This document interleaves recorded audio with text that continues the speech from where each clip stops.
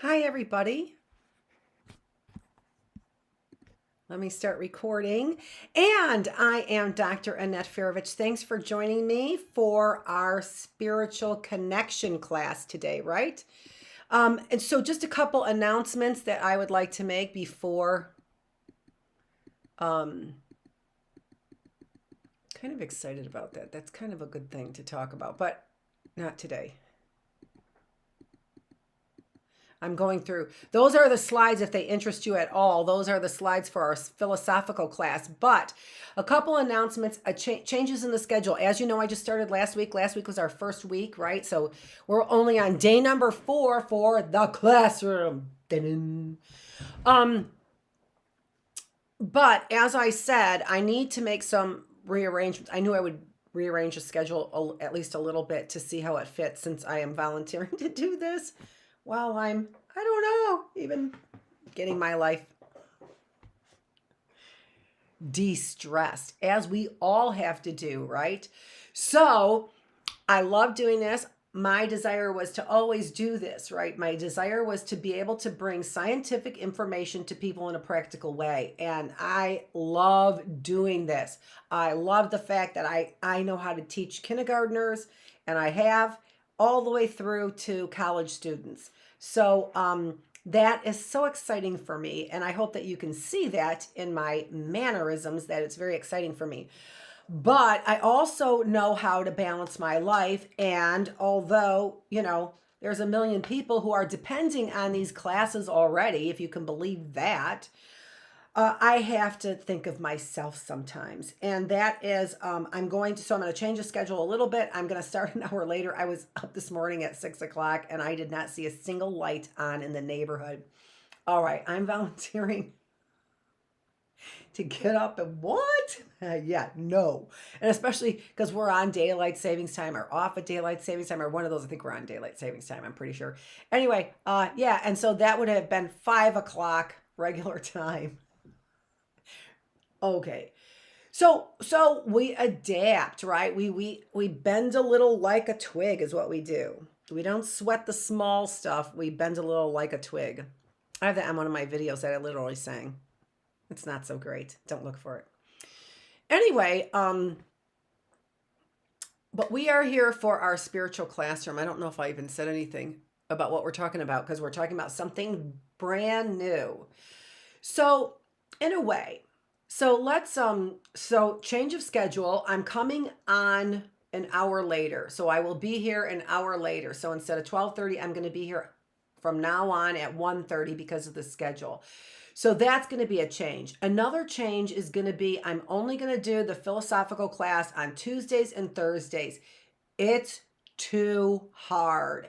That class is a wonderful class, but it's so hard. I go and I read my story at 3:15. I read, and I'm in the Reptile Room at 3:15 reading that story, and which is fine. And I'm not, but when I get all done, I like crash every single day after class. I crashed for at least an hour. So, which is fine. I don't have a problem with taking a nap. I like naps, whatever, but it's really hard work. And that philosophical class happens to be the most exhausting one for me. So I am going to, even though I think it's necessary, because I'm taking things I'm learning. I'm literally taking something that I'm learning. And then as I'm learning it, I am taking concepts that I already know and ideas, and I'm really kind of synthesizing them into some philosophical questions that I want answered, right? That I would like answered. So some of it really is a lot deeper than just surface philosophical questions. Like I'm sitting back and Aristotle said, ask the question, who am I? What is the meaning of life?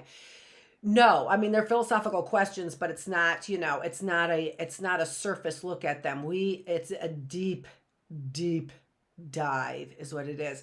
And we do a pretty deep dive here on this spiritual connection as well. So really heady topics that are so interesting, but they're adult topics. They are adult topics. Anyone can join us, but know that we're talking to adults. And so if things fly over your head, go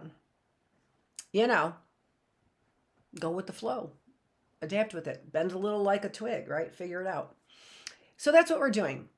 And I'm figuring it out. And in figuring it out, So we will not be on with my philosophy class, even though we have some things left to talk about.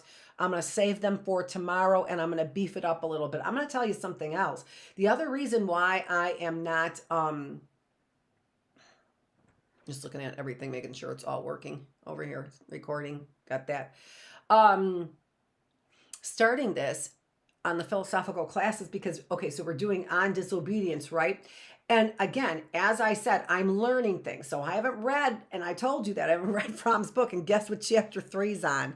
Oh, Marxism.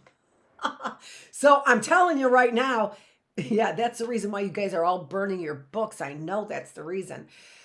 And didn't like him in the first place, right?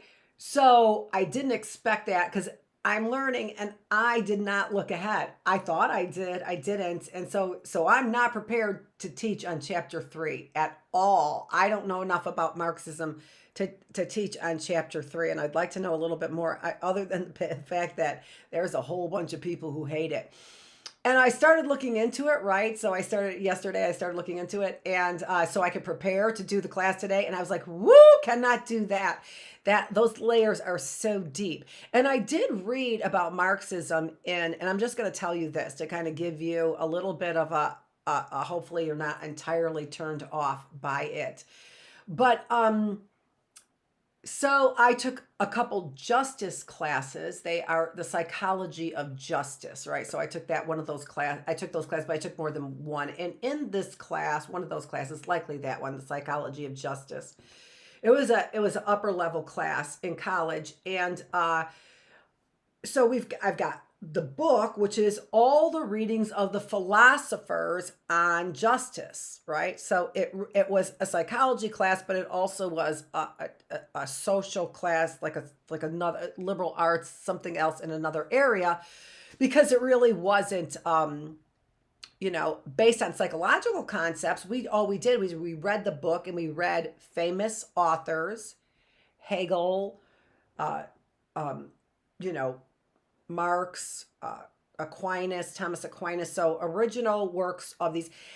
But it's the only thing, it was my only exposure to Marx intellectually. And then the rest of it was just all of the things that people had to say about it, which was, most of it was not an intellectual conversation by any stretch of the imagination on any level. And so I know that there was a lot more for me to learn about it. But here was the other thing about that whole thing, and it's this. It was the feeling, and this connects now to our topic over here. It's the feeling that it left me with when I learned about it, which was, and then when I went and pulled this book off the shelf, my social justice class book, which is why I say you need to save all of your books, I looked to find the chapter written by Karl Marx